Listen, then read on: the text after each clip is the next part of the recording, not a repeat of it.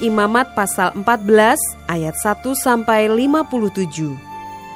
Tuhan berfirman kepada Musa, "Inilah yang harus menjadi hukum tentang orang yang sakit kusta pada hari pentahirannya. Ia harus dibawa kepada imam, dan imam harus pergi keluar perkemahan.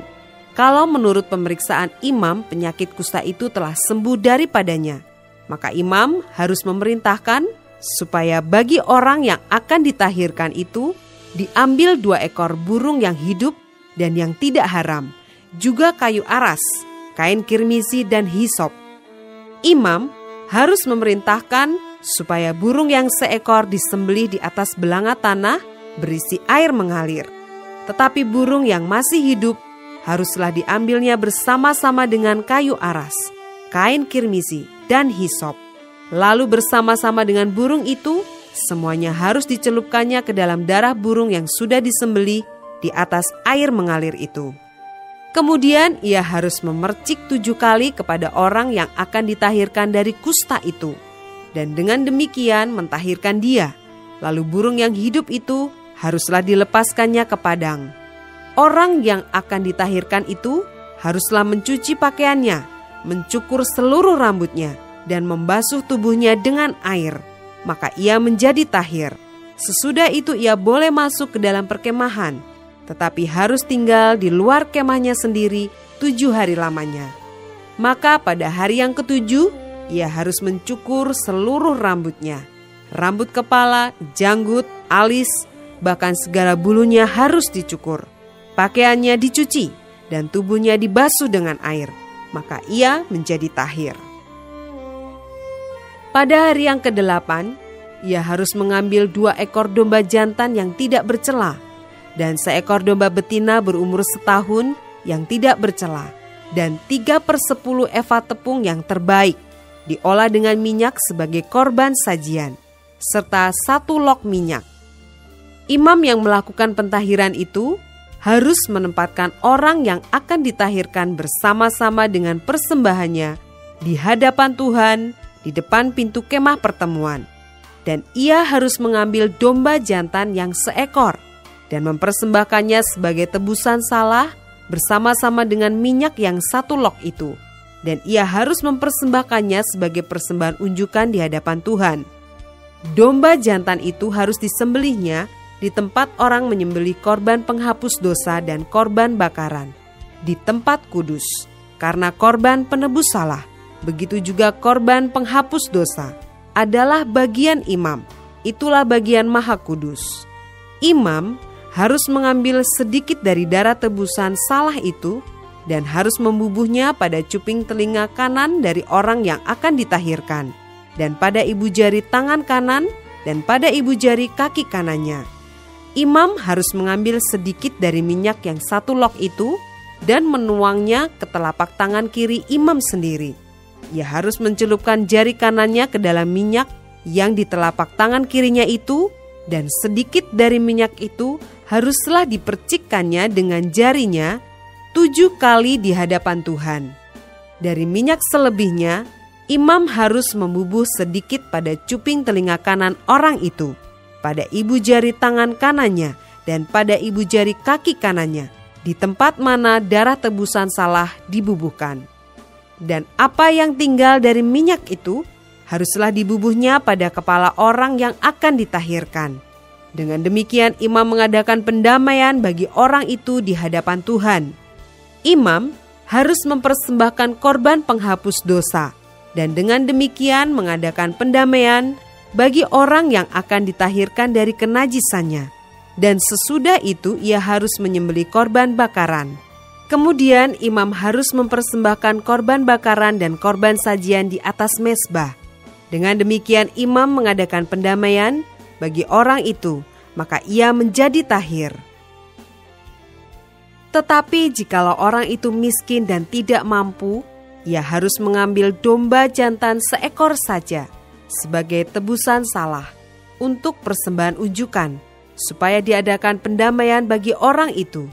Juga 1/10 eva tepung yang terbaik diolah dengan minyak untuk korban sajian, dan 1 log minyak. Dan lagi 2 ekor burung tekukur atau 2 ekor burung merpati sekedar kemampuannya. Yang seekor harus menjadi korban penghapus dosa dan yang seekor lagi menjadi korban bakaran. Pada hari yang ke-8 ia harus membawa semuanya untuk pentahirannya kepada imam ke depan pintu kemah pertemuan di hadapan Tuhan. Kemudian imam harus mengambil domba tebusan salah dan minyak yang 1 log itu. Lalu imam harus mempersembahkan semuanya sebagai persembahan unjukan di hadapan Tuhan. Ia harus menyembelih domba tebusan salah dan imam harus mengambil sedikit dari darah tebusan salah itu dan membubuhnya pada cuping telinga kanan orang itu dan pada ibu jari tangan kanan dan ibu jari kaki kanannya. Dan imam harus menuang sedikit dari minyak itu ke telapak tangan kirinya sendiri. Lalu sedikit dari minyak itu haruslah dipercikkan oleh imam dengan jari kanannya 7 kali di hadapan Tuhan. Kemudian imam harus membubuh sedikit dari minyak itu pada cuping telinga kanan dari orang yang akan ditahirkan, pada ibu jari tangan kanannya dan pada ibu jari kaki kanannya, di tempat mana dibubuhi darah tebusan salah itu. Dan minyak selebihnya haruslah dibubuhnya pada kepala orang yang akan ditahirkan, supaya diadakan pendamaian bagi orang itu di hadapan Tuhan. Lalu ia harus mempersembahkan seekor dari kedua burung tekukur atau anak burung merpati, yang dibawa orang itu sekedar kemampuannya, yang seekor sebagai korban penghapus dosa dan yang seekor lagi sebagai korban bakaran, di samping korban sajian. Dengan demikian imam mengadakan pendamaian bagi orang yang akan ditahirkan di hadapan Tuhan. Itulah hukum tentang pentahiran seorang yang kena kusta yang tidak mampu. Tuhan berfirman kepada Musa dan Harun, "Apabila kamu masuk ke tanah Kanaan yang akan kuberikan kepadamu menjadi milikmu, dan aku mendatangkan tanda kusta di sebuah rumah di negeri milikmu itu, maka pemilik rumah itu harus datang memberitahukannya kepada imam. Ada kelihatan seperti tanda kusta di rumahku. Maka imam harus memerintahkan supaya rumah itu dikosongkan sebelum ia datang memeriksa tanda kusta itu, supaya jangan menjadi najis segala yang ada di dalam rumah itu, dan sesudah itu barulah imam datang untuk memeriksanya.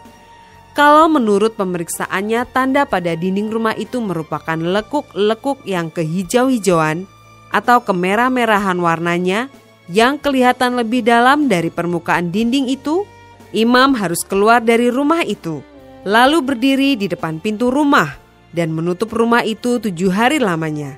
Pada hari yang ke-7, imam harus datang kembali. Kalau menurut pemeriksaannya tanda kusta itu meluas pada dinding rumah, maka imam harus memerintahkan supaya orang mengungkit batu-batu yang kena tanda itu dan membuangnya keluar kota ke suatu tempat yang najis. Dan ia harus mengikis rumah itu sebelah dalam berkeliling. Dan kikisan lepa itu haruslah ditumpahkan keluar kota ke suatu tempat yang najis. Dan orang harus mengambil batu-batu lain, lalu memasangnya sebagai pengganti batu-batu tadi.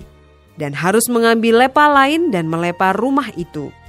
Tetapi jikalau tanda itu timbul lagi di dalam rumah itu, sesudah batu-batunya diungkit, dan sesudah rumah itu dikikis, bahkan sesudah dilepa lagi, dan kalau imam datang dan menurut pemeriksaannya tanda itu meluas di dalam rumah, maka kusta ganaslah yang di dalam rumah itu, dan rumah itu najis. Rumah itu haruslah dirombak, yakni batunya, kayunya, dan segala lepa rumah itu. Lalu dibawa semuanya keluar kota ke suatu tempat yang najis. Dan orang yang masuk ke dalam rumah itu selama rumah itu ditutup menjadi najis sampai matahari terbenam. Dan orang yang tidur di dalam rumah itu haruslah mencuci pakaiannya. Demikian juga orang yang makan di dalam rumah itu haruslah mencuci pakaiannya. Tetapi jikalau imam datang dan menurut pemeriksaannya tanda itu tidak meluas di dalam rumah itu sesudah dilepa, maka imam harus menyatakan rumah itu tahir, karena tanda itu telah hilang. Kemudian, untuk menyucikan rumah itu, haruslah ia mengambil 2 ekor burung, kayu aras, kain kirmisi, dan hisop. Burung yang seekor haruslah disembelihnya di atas belanga tanah berisi air mengalir. Lalu ia harus mengambil kayu aras dan hisop, kain kirmisi dan burung yang masih hidup itu, dan mencelupkan semuanya ke dalam darah burung yang sudah disembelih dan ke dalam air mengalir itu. Kemudian ia harus memercik kepada rumah itu 7 kali. Dengan demikian, ia harus menyucikan rumah itu dengan darah burung, air mengalir, burung yang hidup, kayu aras, hisop, dan kain kirmisi. Dan burung yang hidup itu harus dilepaskannya keluar kota, ke padang. Dengan demikian ia mengadakan pendamaian bagi rumah itu, maka rumah itu menjadi tahir. Itulah hukum tentang setiap penyakit kusta, kudis kepala, tentang kusta pada pakaian dan rumah, tentang bengkak, bintil-bintil, dan panau, untuk memberi petunjuk dalam hal najis atau dalam hal tahir. Itulah hukum tentang kusta.